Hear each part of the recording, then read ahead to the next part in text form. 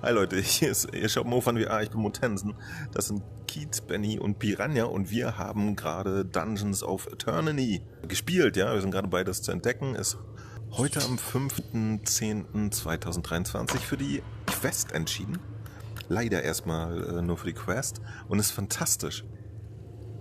Das kann ich schon verraten und jetzt könnt ihr ein bisschen zugucken, wie wir das spielen. Dungeons of Eternity ist ein wirklich fantastischer Dungeon Crawler. Wir haben sowas in der Vergangenheit schon auf die eine oder andere Art und Weise gehabt. Hier war ich aber sehr überrascht, wie richtig die Entwickler alles machen.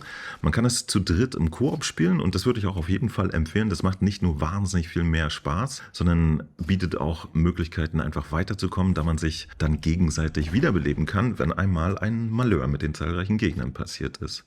Die Dungeons selber, die man erkunden kann, fühlen sich groß und interessant an und man entdeckt mit der Zeit immer wieder neue Dinge, das sehr, sehr viel Spaß macht.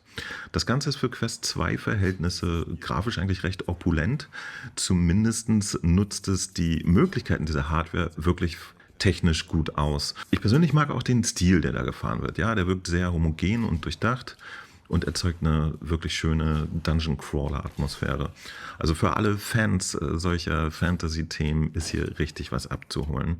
Nachdem ihr das erste Tutorial gespielt habt, wisst ihr ungefähr, wie die Spielmechanik passiert und landet dann auch in einem Hub. Dort könnt ihr euren eigenen Charakter customizen, später dann mit dem gewonnenen Ingame-Loot-Geld auch jede Menge Waffen erzeugen und verbessern und euch dann jeweils ausrüsten mit mehreren Loadouts und vielen auch einfach nur kosmetischen Add-ons für euren Avatar. Es gibt ein System, wo ihr in speziellen Runs dann Punkte bekommt, die ihr in Perks investieren könnt, mit denen ihr eurem Charakter spezielle, dann ständige Eigenschaften verleiht, wie zum Beispiel das bessere Reagieren auf Fallschaden und so weiter. Und während ziemlich viele Hieb- und Stichwaffen zur Verfügung stehen, hatte ich mich eigentlich die ganze Zeit für Pfeil und Bogen entschieden. Einige von euch ahnen warum. Ja, das ist tatsächlich eines meiner Lieblingskampfmittel in solchen Situationen und das Pfeil- und Bogensystem funktioniert auch tatsächlich gut. Ich würde mal sagen, es ist nicht ganz so intuitiv wie bei In Death, macht aber einen ziemlich guten Job und das Gefühl während des Kampfes ist halt genau das Richtige auch dabei. Es gibt zahlreiche interessante Gegner, die sich auch sehr lebendig anfühlen und ein fantastisches Ragdoll-System haben.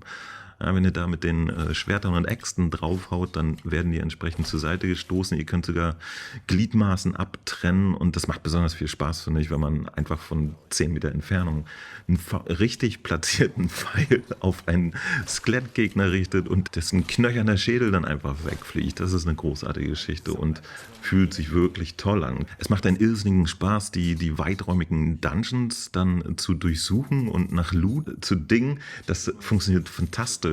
Kleine Geldhaufen, die man dann mit der ausgestreckten Hand aufnimmt, hinterlassen ein ganz befriedigendes Klingeling. Der Effekt hat mich übrigens stark an den Film Ready Player One erinnert, wie man das Lootgeld aufnimmt. Total fantastisch. Ja, jede einzige Spielmechanik wirkt wirklich durchdacht und macht Spaß. Ihr habt ein Inventar, ihr könnt das ganze Loot einfach ohne viel Fummelei in eure Bauchtasche tun. Wenn ihr das wieder rausholen wollt, berührt ihr diese Tasche, dann öffnet sich vor euch ein Menü mit dem Loot. Ihr nehmt raus, was ihr wollt, Zaubertrank oder Heiltrank, benutzt ihn einfach. Eine schöne Eigenschaft ist, wenn ihr einen großen Heiltrank habt, dann könnt ihr ihn entweder alleine trinken oder ihr werft ihn auf den Boden, dann stellen sich alle eure Kameraden mit in die Pfütze und jeder bekommt eine schöne Heilung. Das gilt übrigens auch für alle anderen Zaubereffekte, die man benutzen kann. Neben den Fernkampfwaffen, es gibt übrigens auch eine Armbrust, die man nach einer Zeit schon bekommt, gibt es dann jede Menge Zauberstöcke. Ihr könnt eure Gegner vereisen. Dafür sammelt ihr in den Dungeons dann so weiße Kristalle, die Zauberenergie darstellen und mit denen ihr die entsprechenden Zauberstöcke nachladen könnt. Auch das funktioniert alles fantastisch und wenn man sich im Team richtig eingespielt hat,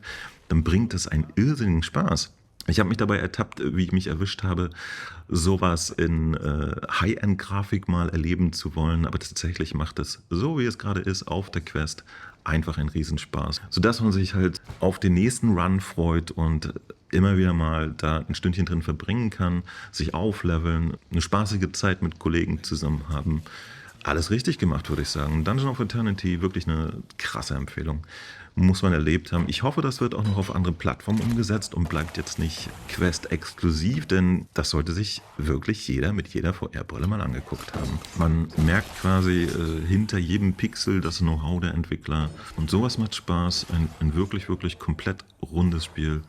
Großartig. Ich bin mal gespannt, wie das weitergeht, ob es Zusatzcontent bekommen wird und wie lange man braucht, bis man da endlich mal alles gesehen hat. Ich werde das auf jeden Fall weiterspielen. Das wäre der Eindruck zu Dungeons of Eternity. Kostet 29 € und ist tatsächlich ein extrem fantastischer Dungeon Crawler. Die ganze Game-Mechanik ist der Hammer. Es funktioniert übrigens auch alles einfach. Und es sieht aus, als wenn man hier eine Menge spaßige Zeit verbringen kann. Spätestens, wenn man das zu dritt macht, dann ist das geil. Benny hat auch schon eine schöne goldene Rüstung. Und bin ein bisschen neidisch. Das ist eine Vorbestellerrüstung, glaube ich. Oh, goldene Handschuhe. Ich habe nur ein Bauernkostüm. Naja, was soll ich sagen? Wenn ihr Fragen habt, dann stellt sie gerne. Es gibt eine Menge hier, das man entdecken kann. Das war's von uns. Wir sind erstmal raus. Vergesst nicht das Däumchen zu drücken und abonniert den Kanal, denn das ist nicht egal. Bis Dansen, Motensen, Mofan VR. Wir sind immer für euch da. Bye bye. Brille auf, setz die Brille auf, setz die Brille auf. Yo, Brille auf und rein in die Welten wie Skyrim. Könnt jeden Tag feiern, nur weil ich dabei bin. Wenn du dich fragst, ja, sie lohnt immer. Ich spiel PSVR, Golf im Wohnzimmer. Danach treffe ich die Rec Room Freunde.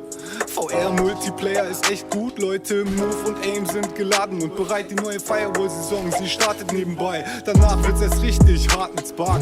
Die Gläser beschlagen und der scheiß Arm wird lahm. Es wird dir super hot, aber Mann, der Spaß ist da. Und ob wir noch eine Runde zocken, wird nicht nachgefragt. Aber halt, stopp, es ist schon kurz vor 6 und wir wechseln von der PS auf YouTube jetzt. Denn es gibt News von Mo, ob PC oder Quest. Es gibt viele da draußen, aber simply the best is Mo. Der Beste ist Mo. Der Beste ist Mo. Der Beste ist Mo. Mofan VR ist Mo. Der Beste ist Mo. Der Beste ist Mo. Der Beste ist Mo, Tensen, Mofan VR. Gibt's was Neues im VR, sei sicher, Mo geht live und unterhält dich mit 2 Stunden No Man's Sky. Auf jedes First Impression kannst du dich verlassen, also lass ein Abo da, dann kannst du nichts verpassen. Ob auf Rügen in geschlossenen Buden mit gutem WLAN, hier gibt's heute kein Schnitzel, Alter, was geht man? Oder direkt von der Messe mit dem Phone. Voller Einsatz, der Beste ist Mo, ist Mo. Der Beste ist Mo. Der Beste ist Mo. Der Beste ist Mo. Mofan VR ist Mo. Der Beste ist Mo. Der Beste ist Mo. Der Beste ist Mo. Tensen, Mofan VR.